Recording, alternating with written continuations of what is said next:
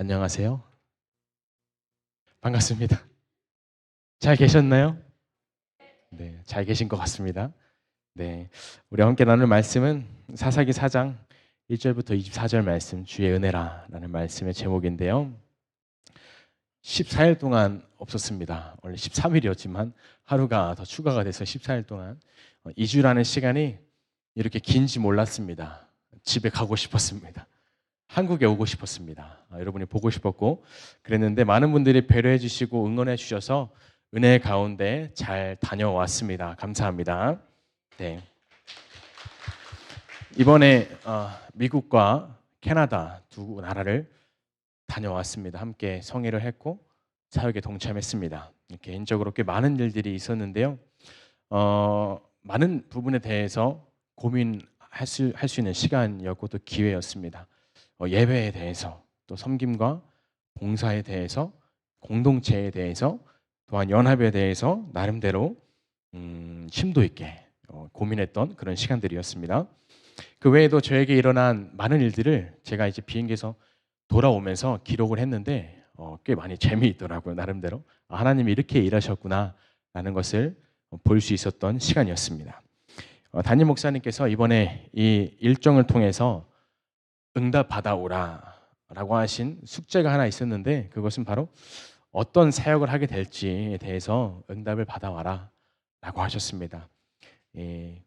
적당한 부담감과 함께 또 하나님이 어떻게 응답하실지에 대해서 기대하는 마음으로 기도하는 마음으로 준비를 했는데요. 그것을 놓고 제가 기도하는 와중에 그 집회 가운데 또 예배 가운데 찬양 가운데 하나님의 음성이 들려왔습니다. 금모야 나를 위해서 이런 사역을 하여라. 할렐루야. 아멘. 이런 사역을 해라. 너를 위해서 이런 사역을 내가 준비했다. 라는 이런 간증을 나누면 참 좋겠지만 그런 음성은 들리지가 않았습니다. 네, 뒤를 돌아보니 하나님이 저에게 하신 말씀이 아주 명확히 들리는 말씀이 있었는데 그것은 바로 내가 너를 사랑한다라는 말씀이었습니다. 내가 너를 잘한다라는 말씀이 저는 들려왔습니다. 그래서 어떤 과정 가운데 그 음성을 제가 들었고 하나님의 음성이다라고 확신할 수 있었는지 오늘 말씀을 통해 함께 나누고자 합니다. 오늘 함께 나누실 말씀은 제가 지난 5월 달에 우리 외교회 청년부와 함께 나눴던 말씀이기도 한데요. 오늘 수요예배를 준비하면서 또 지난 2주간의 시간을 되돌아보면서 다시 이 말씀이 떠올랐고 또 묵상하게 되었습니다. 우리 함께 말씀이 조금 긴데 한 절 한 절씩 빠르게 읽도록 하겠습니다. 자, 시작. 이 말씀은 살아계신 하나님의 말씀입니다.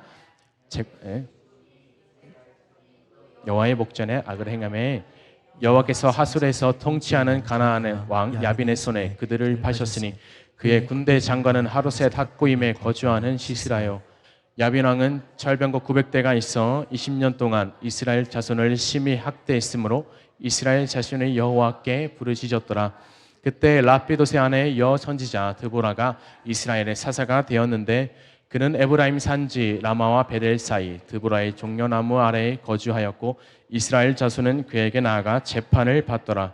드보라가 사람을 보내어 아비노함의 아들 바락을 납달리 게데스에서 불러다가 그에게 이르되 이스라엘 하나님 여호와께서 이같이 명령하지 아니하셨느냐?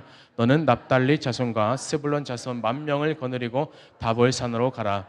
내가 야빈의 군대 장관 시스라와 그의 병거들과 그의 무리를 기송강으로 이끌어 내게 이르게 하고 그를 내 손에 넘겨주리라 하셨느니라. 바락이 그에게 이르되 만일 당신이 나와 함께 가면 내가 가려니와 만일 당신이 나와 함께 가지 아니하면 나도 가지 아니하겠노라 하니 이르되 내가 반드시 너와 함께 가리라. 그러나 내가 이번에 가는 길에서는 영광을 얻지 못하리니 이는 여호와께서 시스라를 여인의 손에 파실 것임이니라 하고 드보라가 일어나 바락과 함께 게데스로 가니라.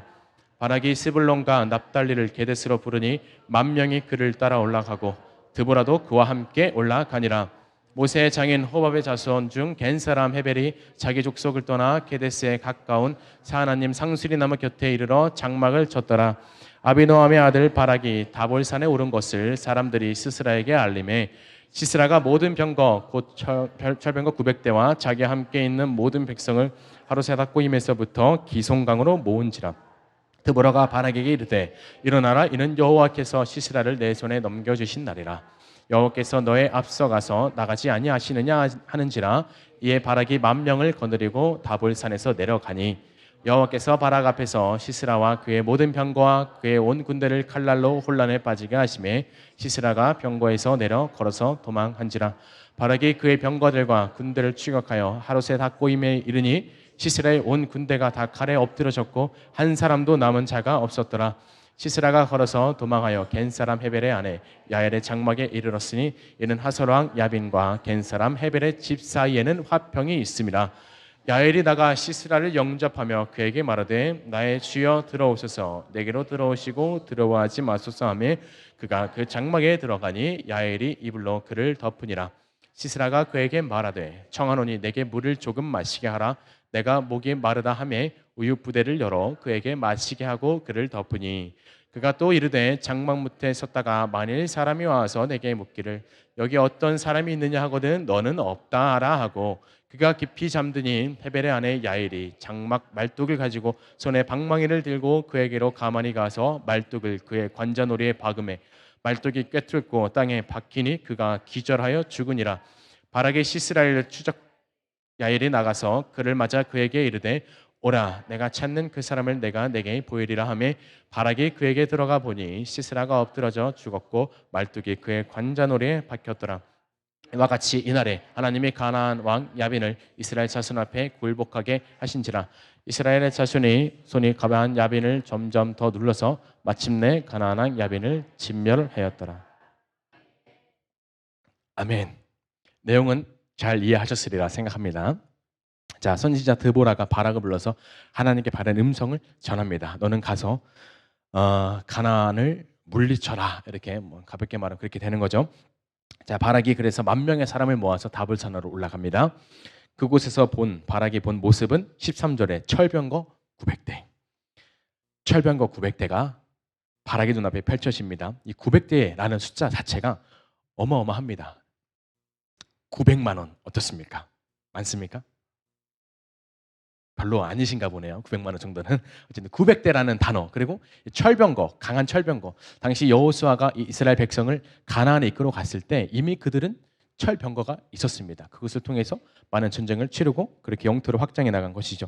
어쨌든 이 바락의 마음에 철병거 900대를 보자마자 두려움이 찾아옵니다. 머뭇거렸고 끝내 주저앉았습니다. 자, 14절에 드보라가 바락에게 이렇게 말합니다. 일어나라, 일어나라, 이는 여호와께서 시스라를 내 손에 넘겨주신 날이라 라고 이렇게 다독입니다. 우리는 때때로 이런 생각을 합니다. 도대체 왜 이런 일을 나에게 주시는가? 왜 내 앞에 이 철병거 900대가 나타나는가? 라는 생각이죠. 그러면서 생각지도 못한 상황과 문제와 또 어려움에 또 관계에 이제 부딪히면서 주저앉게 됩니다. 그렇지만 하나님은 우리의 그런 연약함을 다 아십니다. 그리고 우리가 생각지도 못한 그런 일 때문에 괴로움을 겪고 고난을 겪고 이런 상황을 할 때 하나님은 상상할 수 없는 일을 우리에게 보여주시기 시작하십니다. 자, 사사기 4장 15절에 보시면 여호와께서 바락 앞에서 시스라와 그의 모든 병과 그의 온 군대를 칼날로 혼란에 빠지게 하시매라고 말씀하시죠. 자, 어려움이 있을 때, 어떤 고난에 직면했을 때 하나님을 믿지 않는 사람들은 사람에게 물어봅니다. 지금 내가 이런저런 어려움을 겪고 있는데 어떻게 하는 게 좋겠니? 라고 이렇게 그들의 경험에 의존하고 그렇게 지식에 의존합니다. 불안해하고 초조해하고 답답해하고 힘들어합니다. 그러면서 찾게 되는 것이 술을 찾게 되고 담배를 태우게 되죠. 순간의 고통을 잊기 위해서 잘못된 선택을 하게 되는 것을 우리는 심심찮게 사실 볼 수가 있습니다. 그렇지만 하나님의 사람은 하나님께 물어보는 줄 믿습니다. 여러분은 하나님의 사람이십니까? 아멘. 우리 모두가 하나님의 사람인 줄 믿습니다. 하나님, 지금 제가 무엇을 깨닫기를 원하십니까? 제가 하나님 이 상황 가운데 무엇을 배우길 원하십니까? 이런 기도의 제목들이 하나님 앞에 날마다 풍성히 올려지기를 소망합니다. 자, 그렇게 하나님께 올려드릴 때 생각지도 못한 하나님의 역사가 우리 삶 가운데 나타나기 시작합니다. 자, 오늘 바락 입장에서 심지어 이 선지자 드보라의 입장에서조차 상상하지 못했을 하나님의 역사가 일어나게 되는 것이죠. 바락과 드보라를 포함한 이 10,000명의 사람들은 그다지 힘들지 않았습니다. 아주 쉽게 간단하게 이 상황을, 이 전쟁을 승리로 이끌고 갈 수 있었습니다. 그저 칼날이 시스라의 군대에 혼란을 주었다. 이게 끝이죠. 자, 하나님을 의지하는 인생에게는, 하나님의 의지하는 인생에게는 사람의 이성과 경험과 생각으로 도저히 상상할 수 없는 그런 귀한 역사가 나타날 줄 믿습니다. 하나님의 그 일하심을 우리 누리다 교회가 날마다 경험하기를 소망합니다. 자, 그래서 오늘 본문은 어떻게 끝나냐 하면 시스라의 머리에 이 말뚝이 박히죠. 아주 잔인하게 죽게 되는데요. 가나안의 왕 야빈도 결국에 이런 모습을 다 듣고 이스라엘 자손에게 무릎을 꿇는 역사가 나타납니다. 왜냐하면 하나님이 이미 승리케 하신 전쟁이 있기 때문입니다. 자, 그런데 이 본문 전체를 다시 한번 천천히 보면 이 얼마나 기막힌 하나님의 계획과 주권인지, 하나님은 얼마나 재미있게 일하고 계시는지 알 수가 있습니다. 11절에 보시면 이 전체적인 흐름과 전혀 상관없는 구절이 하나 등장합니다. 함께 읽어보겠습니다. 시작. 모세의 장인 호밥의 자손 중 겐 사람 헤벨이 떠나 생수리나무 곁에 이르러 장막을 쳤더라. 아멘. 앞뒤 10절 그리고 12절 이 내용을 보면요, 바락이 스불론 지파와 납달리 지파 사람 10,000명을 불러 모았고 드보라와 함께 다볼산에 올라갔고 시스라가 자기 군대를, 이런 소식을, 바락에 올라갔다는 소식을 듣고 자기 군대를 기송강으로 모집을 하죠. 그리고 드디어 만났다. 그래서 시스라가 죽었다라고 끝이 나도 전혀 이상하지 않은 그림의 이야기가 오늘 사사기 4장 말씀입니다. 근데 11절에 보시면 갑자기 겐 사람이 헤벨을 떠나서 게데스에 가까운 사하나님 상수리 나무 곁에 이르렀고 장막을 쳤다라고 하고 끝이 납니다. 참 이상한 말씀인데요. 자, 이 겐이라는 의미는 동을 두드린다. 동을 두드리는 직업은 바로 대장장이죠. 대장장이. 대장장이를 말하는데 겐 족속은 대장장이들이었습니다. 그래서 금속을 많이 필요로 했습니다. 이것이 생업이었기 때문에. 그래서 계속 금속을 찾아다니는데 주로 유다 지방을 밑에 남쪽 지방을 돌아다니면서 유랑생활을 하면서 금이 많은 곳을 찾아다니는 이런 족속이었습니다. 왜냐하면 이 유다 지역에 그런 금속이, 가공할 수 있는 금속이 많았기 때문이죠. 자, 그러면 어디에 주로 살았겠냐? 힌트를 드렸지만 이 겐 족속은 유다 지역에 계속 살고 있어야 됐습니다. 자, 사사기 1장 16절에 보시면 모세의 장인은 겐 사람이라 그의 자손이 유다 자손과 함께 종려나무 성읍에서 올라가서 아랏 남방의 유다 황무지에 이르러 그 백성 중에 거주하니라, 이렇게 말씀합니다. 여기서 아랏 남방이라 하면요, 이스라엘 지도에서 보면은 남쪽 중에서도 가장 남쪽, 바로 아랏 지방이죠. 그래서 유다 지역에 있어야 할 이 겐 족속이 바락과 시스라가 저기서 막 다볼산에서 막 기송강에서 이런 긴급하고 급박한 일이 일어났을 때 사실 상관없는 사실 족속이었죠. 그래서 굳이 이 거처를 이동하지 않아도 될 상황이었는데 불구하고 유다가 아닌 북쪽에서도 가장 거의 끝자락에 있는 게데스에 장막을 그거 안 나오나요? 한 번 더 있습니다. 슬라이드가 겐 족속에 동그라미 쳐졌는데 저기서 그 밑에서 아래로 쭉 올라갔다는 것이죠. 자, 왜 이 타이밍에 겐 족속은 유다가 아닌, 생업을 유지하기 위한 최적의 조건이 있던 유다가 아닌 게데스 북쪽을 떠나서 갔을까? 자, 17절에 보시면 알 수 있습니다. 시스라가 걸어서 도망하여 겐 사람 헤벨의 아내 야엘의 장막에 이르렀으니 이는 하솔 왕 야빈과 겐 사람 헤벨의 집 사이에 화평이 있습니다. 자, 시스라가 칼날이 막 휙휙 돌아다니는 이 혼란을 피해서 도망간 곳이 바로 헤벨의 아내 야엘의 집이었습니다. 자, 왜 그곳으로 갔느냐? 시스라 장군의 왕, 그러니까 가나안의 왕 야빈이 헤벨의 집과 화평이 있었기 때문에 이 군대 장관 시스라는 이런 정치적인 국제적인 상황을 잘 알았겠죠. 그래서 도망가서 내가 보호받을 수 있는 곳이 헤벨의 집이겠다라고 생각해서 도망을 간 것입니다. 자, 그리고 그곳에는 이제 하나님이 예배해 두신 군사가 있습니다. 바로 헤벨의 아내 야엘의 집에 도망갔는데 야엘이 이제 시스라를 맞이합니다. 그리고 맞이하고 당황하지도 않아요. 아주 알고 있었다는 듯이 자연스럽게 지극정성으로 접대를 합니다. 따뜻한 우유도 마시게 하고 이불도 덮게 해주고 아주 편안하게 쉬게 이렇게 하죠. 두려워하지 마세요 하면서 이렇게 안심시켜 줍니다. 자, 그런데 갑자기 이렇게 긴장이 풀리는 시스라가 깜빡 잠이 든데 갑자기 그때 말뚝을 가지고 시스라의 관자놀이를 뚫어서 죽게 만듭니다. 이로써 드보라의 예언이 이루어지는데 9절 말씀에 함께 읽어보겠습니다. 시작. 이르되 내가 반드시 너와 함께 가리라. 그러나 내가 이번에 가는 길에서는 영광을 얻지 못하리니 이는 여호와께서 시스라를 연의 손에 파실 것임이라 하고 드보라가 일어나 바락과 함께 게데스로 가니라. 아멘. 하나님은 드보라를 통해서 예언하신 대로 시스라를 바락이 아니라 한 여인의 손에 죽게 하셨습니다. 바로 이것을 이 말씀을 이루시기 위해서 하나님이 예배해 두신 것이 겐 족속, 남쪽에 살던 잘 살고 있던 겐 족속을 북쪽으로 옮기셨다라는 것을 알 수 있습니다. 여기서 한 가지 더 기가 막힌 사실이 있죠. 이 드보라가 이런 일을 하기 위해서 부른 인물이 바로 바락이라는 인물이죠. 6절 말씀에 드보라가 사람을 보내어 바락을 불렀는데 납달리 게데스에 살고 있던 이 바락을 부르게 됩니다. 그리고 명령합니다. 너는 납달리 자손과 스불론 자손 10,000명을 거느리고 다볼산으로 가서 전쟁을 해라. 이렇게 말씀하죠. 자, 우리나라에 많은 부대가 있는데 특수부대 중에 특수부대라고 불리는 부대가 있습니다. 그것은 바로 CCT 들어보셨나요? 공군의 특수부대 공정통제사입니다. 굉장히 소수 인원만 뽑는 특수부대인데요. 얼굴도 가리고 있죠. 이렇게 뭐 얼굴이 노출되신 분들도 있지만 대부분의 이 부대 요원들은 얼굴을 가리고 신분을 가리고 이렇게 생활을 한다고 합니다. 컴뱃 컨트롤 팀이라고 하는데요. 이 전쟁을 지휘하는 그런 팀이라고 할 수 있습니다. 자, 전쟁에서 가장 중요한 것이 있다면 싸울 병력이 적진에 도착하는 것이고 한 가지 더는 보급 물자가 적진의 안전 가운데 도착하는 것입니다. 이것이 되지 않으면 절대 싸움에서 전쟁에서 이길 수가 없습니다. 자, 이런 것들이 적진에 안전하게 투입될 수 있도록 비밀리에 이 적진이 알면은 당연히 쳐들어오겠죠. 이런 모든 국제적인 상황, 이 전시가 어떻게 이루어지고 있는지, 전쟁이 어떻게 이루어지고 있는지 모든 정보들을 파악하면서 이 우리 아군들을 안전하게 적진에 이끌고 오게 하는 팀이 바로 공군 공정통제사라는 팀입니다.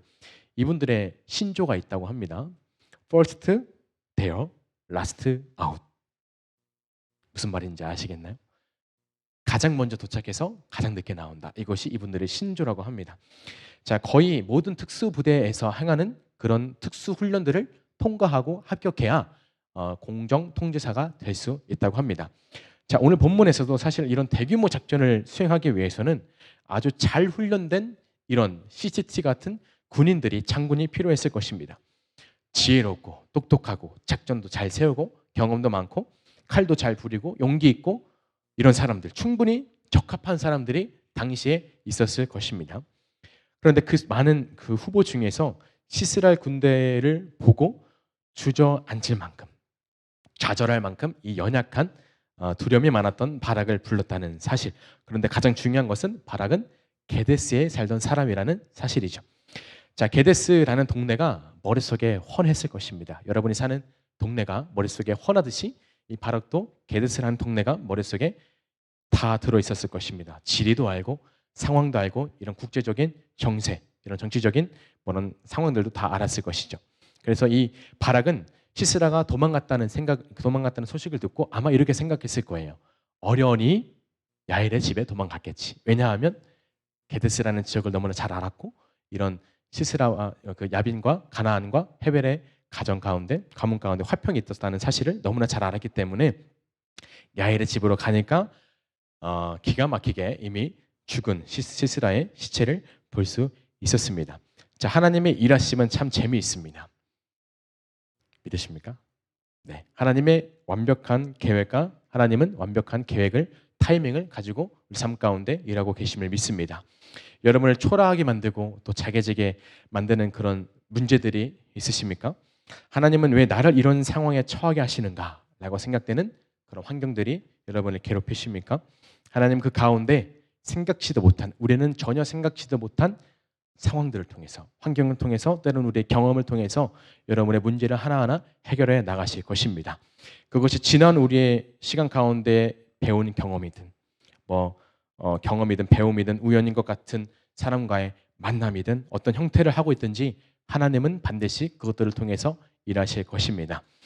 저 여러분을 도우시기 위해서 또 깨닫게 하시기 위해서 믿음의 성장을 이루시기 위해서 때로는 회개하게 하시기 위해서 우리의 주변의 모든 요소들을 들어서 일하실 것입니다. 그래서 우리가 주목해야 될 것은 지금 내가 내 삶 가운데 지금 어떤 일이 일어나고 있는가, 내가 지금 어떤 상황에 처해 있는가, 어떤 문제에 직면해 있는가라는 것을 집중해서 봐야 된다는 것이죠. 자, 오늘 사사기 4장 말씀이었는데요. 드보라와 바락이 시스라를 대항해서 전쟁하는 이야기 가운데 갑자기 겐 족속 이야기가 왜 등장을 했을까? 그 결과를 보니 한 여인의 손을 통해서 시스라가 죽을 것이다 라고 하는 하나님의 이 예언의 말씀을 성취하기 위해서 겐 족속을 움직이셨구나라는 것을 알 수 있습니다. 이번 미국 캐나다 집회에서 저에게 이런 은혜가 있었습니다. 참 여러모로 다사다난했습니다. 쉽지 않았습니다. 해외를 제가 그렇게 많이 가지는 않았지만 가장 어렵고 힘이 들었고 기억에 남고 또 그만큼 많이 배울 수 있는 시간이었습니다. 시간을 모두 돌아보니까 하나님이 예비하신 축복이 그 안에 있었고 예비하신 은혜가 그 안에 있었다는 것을 저는 알 수 있었습니다. 자, 이번 집회가 크게 두 가지 교회에서 있었는데요. 첫 번째는 뉴욕에 있는 두 개의 교회, 하크네시아라는 교회, 그리고 한맘 침례 교회, 또 그리고 두 번째는 캐나다에서 소망장로교회라는 교회에서 집회가 있었어요. 자, 인천에서 뉴욕을 갈 때 걸리는 시간은 대략 11시간입니다. 11시간. 그리고 근데 샌프란시스코로 갈 때, 그러니까 인천에서 샌프란시스코까지가 11시간, 그리고 그 이후에 가는 시간이 6시간. 그러니까 총 거의 20시간을 움직여야 뉴욕에 도착할 수 있습니다. 자, 위에 사진이 한마음 침례교회 사진이고 밑에는 토론토 소망장로교회 사진. 네, 확대는 안 해주셔도 됩니다. 상당히 부담스럽네요. 이게 토론토 소망장로교회에서 이렇게 찍은 사진입니다. 어쨌든 까먹었어요. 어쨌든 이렇게 갔다 왔는데요. 자, 인천에서 샌프란시스코를 갈 때 11시간을 이제 이동해서 가는데 제가 그 비행기를 딱 타고 저는 이 비행기가 붕 뜰 때 그 느낌이 굉장히 좋더라고요. 설레고. 그래서 오늘도 그걸 느껴야지 이러고 있는데 눈을 떠 보니까 이미 하늘에 비행기가 떠 있었습니다. 그러니까 이미 잠들었던 것이죠. 아주 푹 잠을 자고 일어나니까 얼마 안 있다가 기내식을 주는 거죠. 그러니까 대략 한 1시간 반을 이렇게 완전 숙면을 취하는 것입니다. 그래서 이제 기내식을 받고 맛있겠다. 이제 드디어 시작되는구나 이렇게 하면서 있는데 시간이 참 많이 남았었어요. 11시간 이동해야 되니 거의 한 10시간 남았던 거죠. 그래서 시간도 많이 남았겠다. 잠도 아주 푹 잤겠다. 주변을 돌아보기 시작했습니다. 주변을 보니까 이제 제 옆 자리에 어떤 분이 앉아 계셨어요. 그래서 그냥 말을 걸었습니다. 제가 그런 것도 잘하거든요. 모르는 사람한테 말 걸고 막 이러는 거 잘합니다. 그래서 우연찮게 여러 가지 이야기를 많이 나누었습니다. 그래서 얼마나 이야기를 나누었는가 시간을 따로 보진 않았지만 거의 샌프란시스코에 도착할 때쯤까지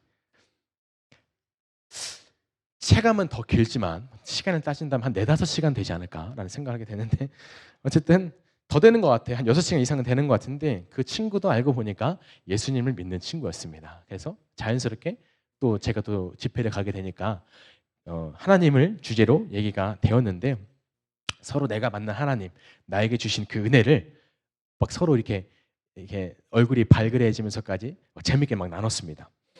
서로가 서로의 믿음에 대해서 또 각자의 삶에 역사하신 하나님의 그 은혜를 재밌게 나누었는데요.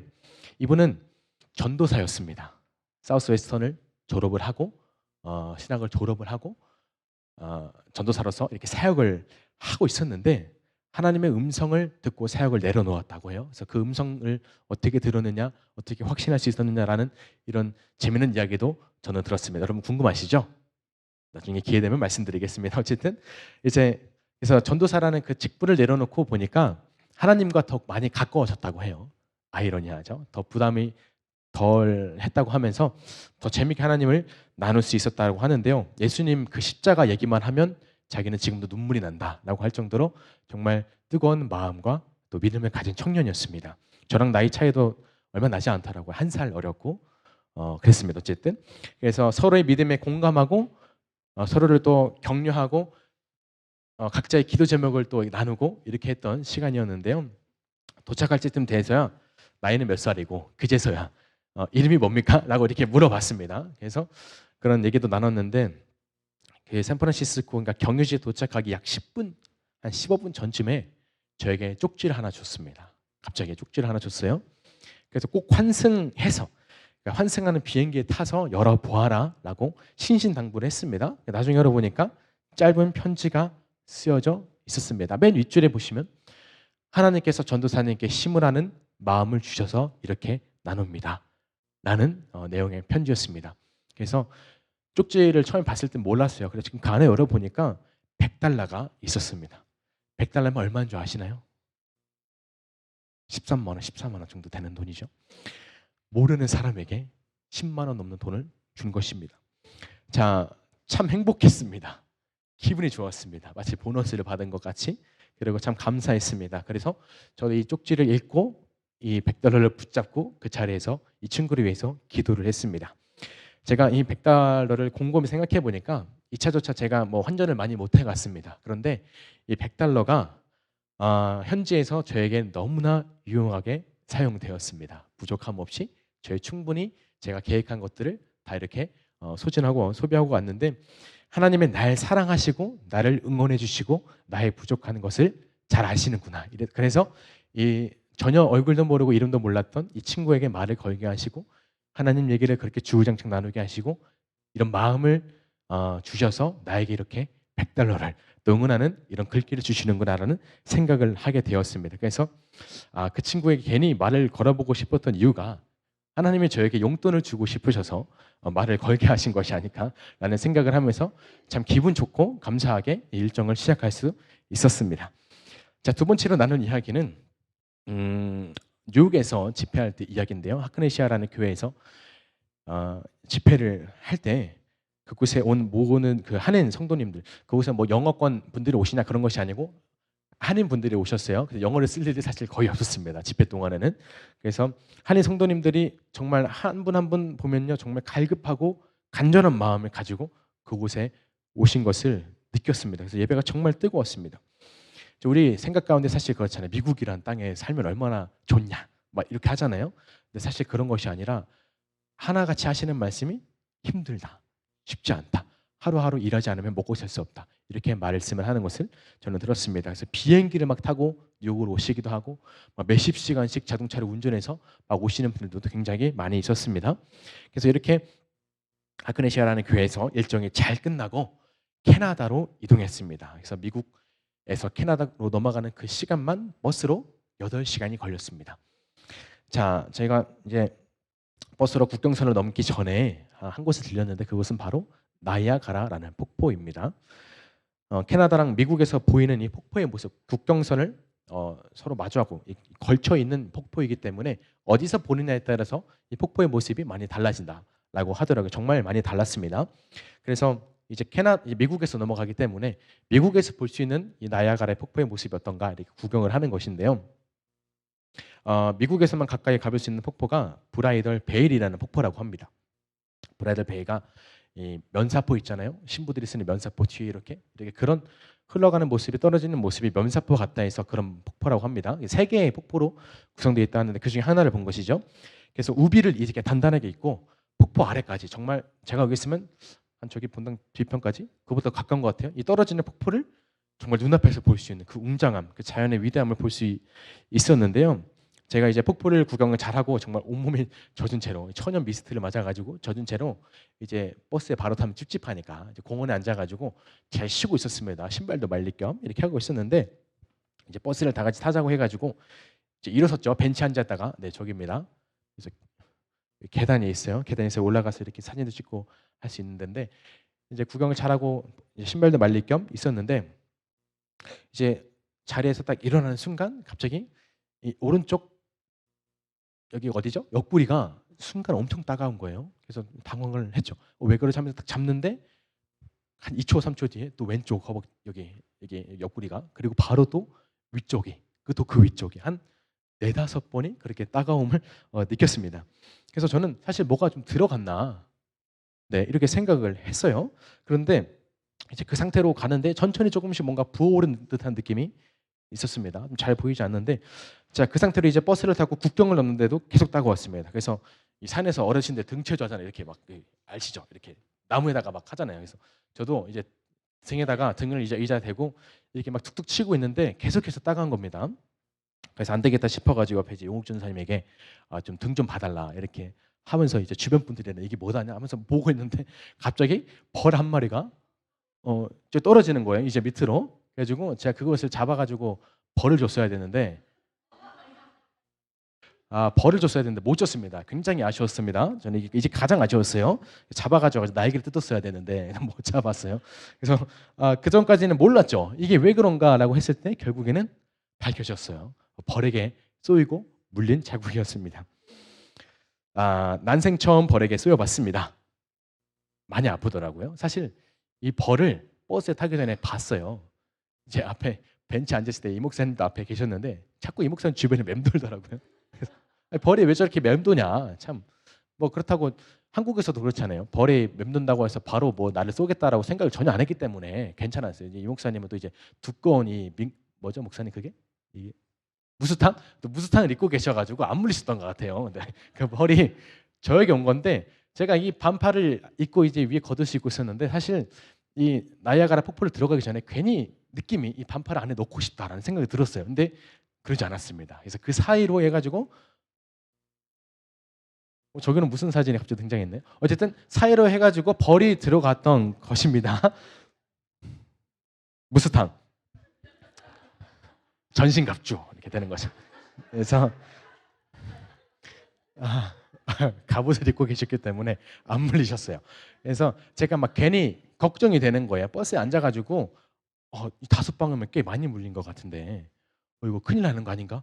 막 인터넷 찾아보니까 막 발작이 있을 수도 있고 막 열이 날 수도 있고 심장 호흡이 빨라질 수도 있고 이러면 빨리 병원에 가야 된다. 뭐 이렇게 하는 건데 가이드한테 물어보니까 병원 가려면 4-5시간에 기다리면 4-5시간에 안 된다는 거예요. 그래서 그러냐 참아보겠다. 막 이렇게 용감한 척 했는데 못 참았습니다. 그래서 무서운 거예요, 사실. 괜히 심장이 또 빨라지는 것 같고 호흡이 막 가빠지는 것 같고 머리가 좀 아픈 것 같고 흔들리는 것 같고 막 그랬습니다. 그래가지고 이래서 걱정되고 있었는데 이제 제가 벌에 쓰였다는 상황을 알게 되신 다들 목사님이시잖아요. 목사님들이 이런 말씀하시는 거예요. 할렐루야. 어머, 할렐루야, 할렐루야. 이러시는 거예요. 야 대박이다, 복 받았다. 야, 축하합니다. 뭐 건강해지겠다. 뭐 녹용 5박스 먹은 것보다 더 잘된 일은 이번 겨울 잘 나겠다. 막 열 나요? 아니요, 안 나는데. 그럼 대박인 거다 하면서 막 봉심 제대로 맞았다면서. 어디 아픈 데 있냐? 별로 그렇지 않습니다. 와, 할렐루야. 이렇게 하시는 거예요.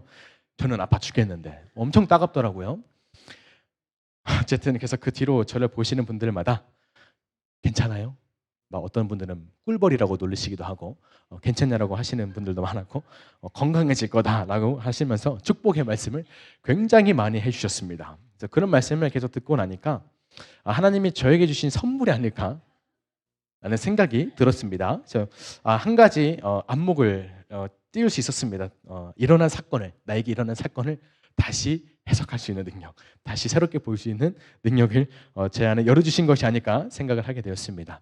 그래서 이 미국 일정을 시작하기 전에 $100를 보너스로 주시고 또 응원의 쪽지를 주시고 또 캐나다 일정을 시작하시기 전에 이 봉침 5방을 통해서 저에게 건강을 주셨던 하나님을 만날 수 있었습니다. 그래서 그 뒤로 아무렇지 않았습니다. 지금 약간 자국이 남아있는데 굉장히 가렵더라고요. 하루 지나니까. 목이 물린 거죠. 버무리를 달라 해서 버무리를 발랐는데 안 되더라고. 버무리로 안 되고 자꾸 손이 가다 보니까 염증 날 것 같이 막 이렇게 해가지고 결국에는 약국에서 이 염증을 날 걸 대비를 해서 약을 발랐는데 그것도 별 효과가 없었습니다. 그래서 어쨌든 시간 약이다. 한 3-4일 지나니까 괜찮아졌는데 그 뒤로 정말로 제가 추위를 잘 못 느낍니다. 아침에 제가 눈이 떠져가지고 새벽 예배를 오는데 반팔 입고 왔습니다. 여름에 입는 바지 입고 지금도 여름 정장입니다. 굉장히 저는 이것을 벗고 싶습니다. 어쨌든 이 몸이 가벼워진 것 같고 굉장히 건강해진 것 같았습니다. 자, 이제 모든 일정을 잘 마치고 그리운 한국으로, 그토록 가고 싶었던 한국으로 이제 돌아가기 위한 준비를 했죠. 이제 캐나다 토론토에 있었기 때문에 다시 이제 미국에 있는 샌프란시스코를 경유해서 인천으로 돌아가는 그런 일정을 준비했습니다. 체크인도 잘하고 진도 위탁 캐리어 잘 붙이고 보안 검색대 잘 통과하고 자 이제 모든 것이 수월하게 되고 있는데 보안 검색대를 통과하는 순간 제 머릿속에 스친 것이 위탁 캐리어에 노트북 넣었다. 어떻게 되시는지 알죠? 액정 다 나갑니다. 제가 그 컵을 하나 사왔는데 다 깨졌어요. 캐리어도 깨지고 목사님 캐리어 2개 다 깨졌습니다. 제 캐리어도 하나 깨지니까 막 던지는 거죠. 그래서 어쨌든 컵도 깨졌어요. 자, 뭘 얘기하다 모르겠나 노트북을 이제 넣어서 걱정이 되는 거예요. 이게 폭발할 일은 없고 액정 깨지는 것이 아닐까라고 걱정이 돼가지고 다시 이제 그 게이트로 간 거죠. 이제 보딩까지 이제 시간도 넉넉하고 충분히 가능했겠다. 이제 계산을 막 한 겁니다. 그래서 계산을 하고 이제 항공사 직원을 찾아갔는데 와 굉장히 일 처리가 굉장히 느립니다. 우리나라는 이 빨리빨리가 좋구나라는 것을 느꼈는데 제 뭐 상황 설명을 다 하고 있는데 그냥 기다리라고 하더라고요. 그래서 기다리면 한 5분 10분이면 오겠지. 뭐 다른 직원이 온다고 해가지고 기다리고 있었어요. 근데 30분이 지나도 아무도 오지 않는 겁니다. 물어봤어요. 어떻게 되고 있습니까? 그냥 저스트 웨이트입니다. 그냥 기다려라 라고 하는 거예요. 답답하죠. 그렇지만 제가 할 수 있는 것은 아무것도 없었기 때문에 잘 기다리고 있었습니다. 그래서 그냥 갈까 설마 액정이 깨지겠는가 라고 생각하면서 있었는데 마음이 막 급해지던 찰나에 이제 정말 구세주 같은 직원이 왔어요. 근데 약간 오는 그 발걸음이 약간 특이합니다. 약간 힙하더라고요. 막 껄렁껄렁대면서 오는 거, 막 자기는 신나가지고 오는 거예요. 주변에 오는 사람들 직원이랑 다 하이파이브 하고 어떻게 지내냐 막 모든 인사를 다 하면서 오더라고요. 저는 마음이 급해 죽겠는데. 그래서 어쨌든 만나가지고 이렇게 거의 공항 이곳저곳을 헤집어 가면서 제 노트북을 찾기 위한 여정을 시작했습니다. 그래서 그때 이제 시간이 탑승 마감 40여 분 전이었어요. 충분히 탑승할 수 있는 시간이었습니다. 그래서 제가 물어봤어요. 내가 지금 몇 시 비행인데 가능하겠냐? 그랬더니 딱 보더니 충분히 가능하다. 오브 콜스, you can do it 막 하는 거예요. 그래서 자신감 얻었죠. 탈 수 있겠구나. 그래서 이제 그분을 따라서 어쨌든 그거를 이제 캐리어를 찾아가지고 수화물을 받아가지고 2개 캐리어를 붙였을 때 2개를 다 찾아가지고 노트북을 먼저 빼고 이제 다시 게이트로 갔어요. 왜냐하면 위탁을 해야 되니까요. 위탁을 했는데 갔는데 그때 탑승 마감 시간이 약 25분 전이었습니다. 충분하겠다 싶었습니다. 다시 위탁을 하려고 가서 2차 저차 상황 설명을 하고 기다리는 시간만 5분이죠. 뭐 이렇게 오래 걸리나? 위탁해주면 안 되는 건가? 라고 생각을 막 하고 있는데 갑자기 못한다는 겁니다. 너 그 비행기 못 타. 라고 하는 거예요. 이유 설명도 안 해줍니다. 왜 그러냐 했더니 그냥 못한다. 마감됐다. 지금 마감 시간 남지 않았냐? 마감돼서 못한다. 이렇게 하는 거예요. 계속 우리 팀 안에 있다. 나 들어보내줘라 했더니 안 된다는 겁니다. 자, 그래서 제 목사님께 전화를 했습니다. 팀장님이었어요. 그래서 2차 조차하는 상황인데 어떻게 될까요? 이제 하고 있는데 사실 기억이 잘 안 나. 어떻게 말씀하셨는지 전화를 끊고 다시 갔어요. 근데 저에게 티켓을 주는 겁니다. 제 원래 팀들과 함께했던 그 일정은 임의대로 취소해버리고 새로운 티켓을 준 거예요. 원래 샌프란시스코를 거쳤다가 바로 인천 들어가는 건데 워싱턴을 갔다가 워싱턴에서 샌프란시스코 인천을 가라는 겁니다. 그 시간만 내일 출발이에요. 당장도 아니고 내일 출발. 이제 뭐 국제 미아가 되기 일보 직전이었습니다. 자, 그래서 세 장을 이제 받았습니다. 막 따졌는데도 안 됩니다. 조직원이라 얘기해라. 가서 왜 그런 거냐 얘기했더니 그냥 안 된다. 자기 이거 타라. 그때부터 태도를 좀 바꿨죠. 제발 플리즈 하면서 IF 두고 막 했는데 자기는 지금 네가 말하는 플리즈가 무슨 의미인지 모르겠다. 막 이렇게 하는 거예요. 정말 단호하고 아주 철면피를 깔고 이렇게 막 차갑게 말을 했어요. 그래서 결국에는 어떻게 할 수 있는 방법이 없어가지고 그 티켓 3장을 들고 위택을 붙이고 갔습니다. 그래서 다시 이제 보안 검색대를 들어가기 전에 이제 앞서서 있는데 이제 약간 막 정신없던 상황이 좀 잠잠해졌잖아요. 이 현실을 받아들이기 시작하면서 약간 눈물이 날 것 같은 거예요. 이 영어는 막 들리지 내 팀은 하나도 없지 막 내 상황을 알아주는 사람 한 명도 없지 해결해줄 사람도 없는 것 같고 이런 상황에 막 눈물이 날 것 같은 잘 참았습니다. 어쨌든 잘 참고 어디까지 얘기했죠? 헷갈리네요. 어쨌든 이제 무시당하고 갖고 막 이렇게 해가지고 하고 있는데 이제 목사님과 통화를 했습니다. 제가 이제 티켓을 그렇게 취소당하고 새로운 여정으로 가야 됩니다. 어떻게 해야 됩니까? 했더니 목사님을 포함한 몇몇 분들이 또 못 가고 계시다. 라는 이제 할렐루야죠. 자, 사실 제 입장에서는 그 동지가 생겼다. 아싸 하면서 나는 혼자가 아니구나라고 하면서 이렇게 갔습니다. 사실 목사님은 들어갈 수 있는 팀장님이었기 때문에 뒤에 분들을 이제 함께 이제 데리고 가야 하기 때문에 이제 자발적으로 안 들어가신 건데 이제 입국 심사대 앞에 섰습니다. 심사대 앞에 서가지고 이제 한국 사람이냐 물어보더라고요. 그래서 약간 그때부터 분위기가 쎄했죠. 그렇다 하니까 옆에 있던 어떤 다른 직원이 저를 부르는 겁니다. 이리로 올라는 거예요. 그래가지고 당당하게 갔죠. 그러더니 이제 거의 취조를 하는 겁니다. 언제부터 머물렀냐? 어디서 잤냐? 어디 갔다 왔냐? 미국은 처음 하는 거냐? 직업은 뭐냐? 직장은 어디냐? 직장에서 하는 일은 뭐냐? 거기서 무슨 일 하냐? 이런 것들을 영어로 물어본 것이 아니고 영어로 사실 물어봤으면 모른 척이라도 할 수 있었을 건데 영어로 물어본 것이 아니고 아주 유창한 한국말로 했기 때문에 저는 모른 척 할 수가 없었습니다. 그래서 정말 많은 질문을 받았는데 제가 정직하게 대판 질문이 하나입니다. 언제부터 머물렀냐? 이 하나 빼고 다 거짓말했어요. 한 일주일 정도 머무는 것 같고요. 어디서 근무하냐? 저기 옛날에 근무했던 막 회사 이름 막 대면서 막 이렇게 했어요. 그러는데 사실 이렇게 한 이유가 왜냐하면 이제 무조건 여행으로 해라. 입국 심사대 통과할 때 무조건 여행으로 해라. 그래야 문제가 생기지 않는다라고 이렇게 실사원에서 계속 교육을 한 겁니다. 그래가지고 저는 그렇게 정직하게 내 나름대로 정직하게 말했지만 그분의 안색이 싹 변하면서 집해온 거 아닙니까? 나가면서 그 예배 순서지를 딱 드는 겁니다. 불의 전차 부대. 김능희 목사님 그거 딱 있고 막 제가 할 말이 거기서 없어진 거죠. 그때부터 다시 태도를 바꿔가지고 죄송합니다, 죄송합니다 이렇게 계속 하고 왔는데 그분이 미국 그 뭐죠 대사관 직원이었던 거예요. 그래서 저를 영영이 나는 당신을 영영이 미국에 들어보내지 않을 수 있다. 그럴 만한 지금 이유도 있다. 왜냐하면 거짓말이기 때문에. 사실 모든 앞에 가신 분들의 모든 상황을 다 아시고 한국 사람이면 다 그거다 이렇게 해가지고 안 겁니다. 근데 나중에 들어보니까 뒤에 노트북 때문에 간 친구가 한 명 더 있다라고 이렇게 말했다고 하더라고요. 그러니까 저를 위한 함정이 아니었나 생각을 했지만 어쨌든 우리 용존 스님의 함정이 아니었나 생각했지만 그렇게 했습니다. 그래서 왜 거짓말을 하냐라고 하는 거예요. 예배 드리러 왔으면 예배 드리러 왔다 하면 되지 왜 거짓말 하냐? 자기도 크리스천이다. 예배하러 왔으면 되지 왜 거짓말을 하냐라고 하는데 이제 그때부터 핀잔 안에 핀잔과 막 교훈과 막 이렇게 하는 거예요. 죄송합니다. 제가 뭐 그럴 만한 사정이 있었습니다. 왜 그렇게 말했냐? 한국에서 그렇게 말하라고 하더라고요. 근데 그게 아니었던 것 같아서 죄송합니다. 이렇게 하는데 결국에는 들어갔어요. 안 보내줬으면 제가 여기 없었겠죠. 그래서 어쨌든 그때 이제 입국 심사대를 통과하고 나면서 정말 많이 창피했습니다. 창피했고 수치감이 막 느껴졌습니다. 내가 뭐라고 당당하게 예배 드리러 왔습니다라고 말하지 못했는가. 아무리 그렇게 교육을 했다고 했더라지만 하나님이 예배하러 왔으면 왜냐하면 또 미국이 기독교 국가 아닙니까? 기독교 믿음으로 세워진 나라이기 때문에 전혀 문제가 없었겠다라고 생각을 했을 수 있겠는데 제가 그렇게 거짓말을 한 저의 모습이 막 주마등처럼 스쳐나가는 거죠.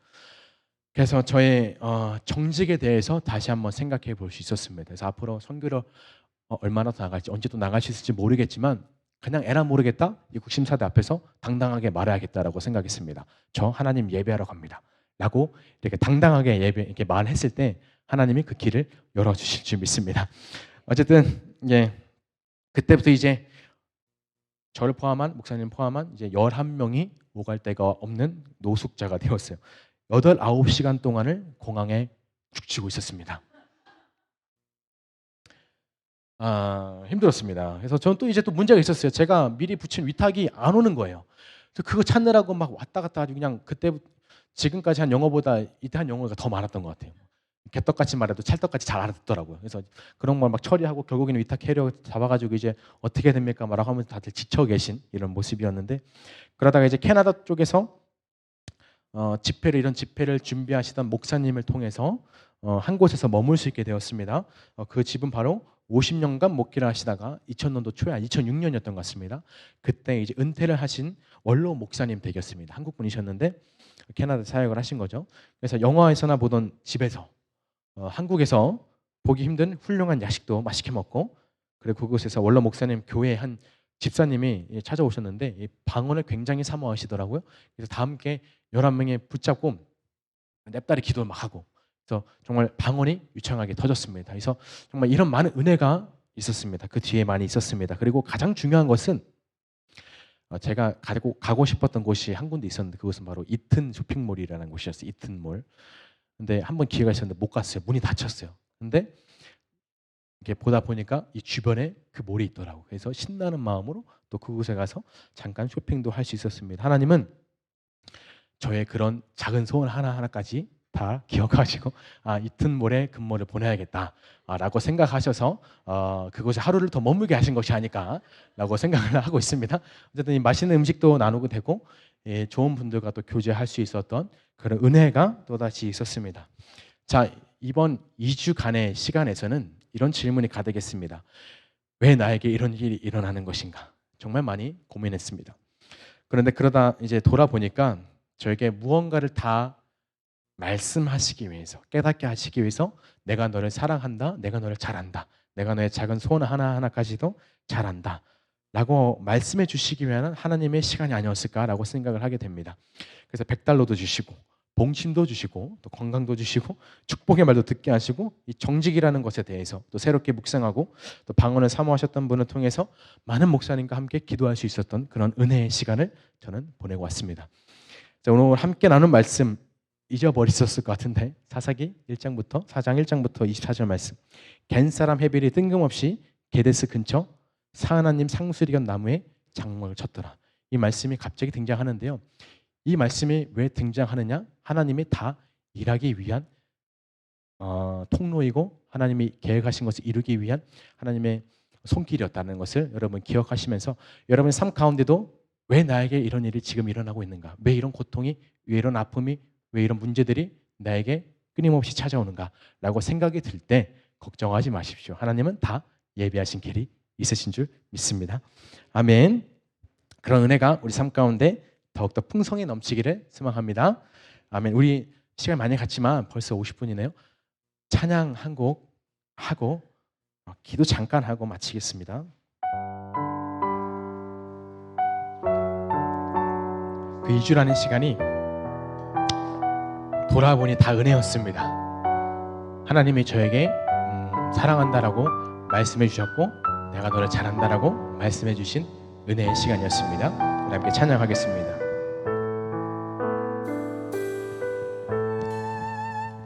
내 평생 살아온 길 뒤돌아보니 짧은 내 인생길 오직 주의 은혜라. 내 평생 살아온 길 뒤돌아보니 짧은 내 인생길 오직 주의 은혜라. 주의 은혜라 주의 은혜라 내 평생 살아온 길 주의 은혜라 주의 은혜라 감이 없는 사랑 달려갈 길 모두 마치는 주 얼굴 볼 때 나는 공로 전혀 없도다 오직 주의 은혜라.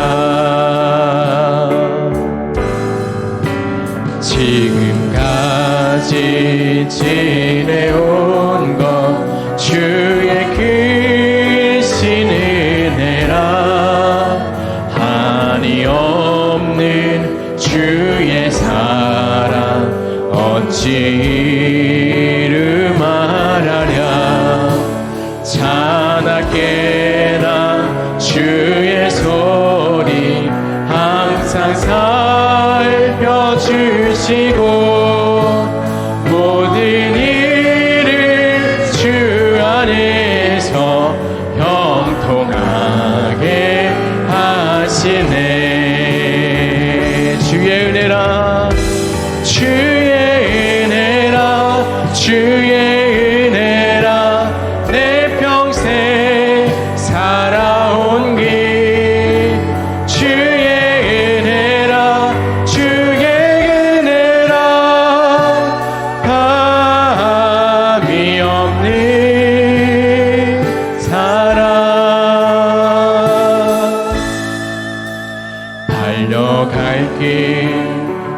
보듬아치는 주 얼굴 볼 때 나는 공로 전혀 없도다. 오직 주의 은혜라. 나는 공로 전혀 없도다. 오직 주의 은혜라. 아멘. 제가 잠시 기도하겠습니다. 주님, 우리 삶 가운데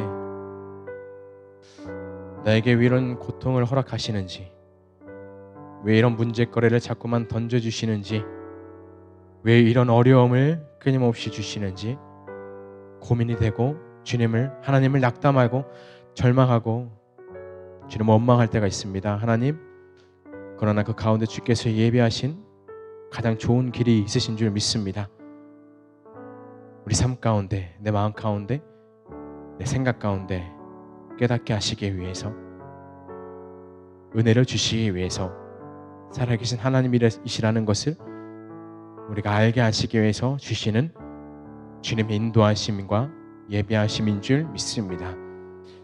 우리가 주님 앞에 달려나갈 그 모든 시간 가운데, 이 땅에 살아가는 모든 시간 가운데 그런 어려움이, 그런 질문들이 우리 가운데 끊임없이 이어지겠지만, 그럴 때마다 살아계신 주님을, 우리에게 가장 좋은 것을 주시기 원하시는 주님이 나와 함께 동행하고 계신다는 것을 잊지 않기를 소망합니다. 세상 그 무엇보다 주님을 향한 그 마음과 사랑이 날로 많아지기를 소망합니다. 주님을 신뢰하기를 원합니다. 주님으로 영광 받아 주시옵고, 우리 연약한, 우리의 죄 많은 인생 가운데 찾아와 주시고 많은 축복을 예배해 주시는 은혜 감사 영광 올려드립니다. 그 모든 은혜가 주님 앞에 있습니다. 살아계신 예수님의 이름으로 기도합니다. 아멘. 우리 주기도 문헌하심으로 마치겠습니다. 하늘에 계신 우리 아버지여, 이름이 거룩히 여김을 받으시오며 나라의 마옵시며 뜻이 하늘에서 이루어진 것 같이 땅에서도 이루어지이다. 오늘 우리가 이러한 식을, 우리가 우리에게 죄진 자를 사하여 준 것 같이 우리 죄를 사하여 주옵시고 우리를 시험에 들게 하지 마옵시며 다만 악에서 구하옵소서. 나라와 권세와 영광이 아버지께 영원히 있사옵나이다. 아멘. 하나님께 영광의 박수로 예배 마치겠습니다.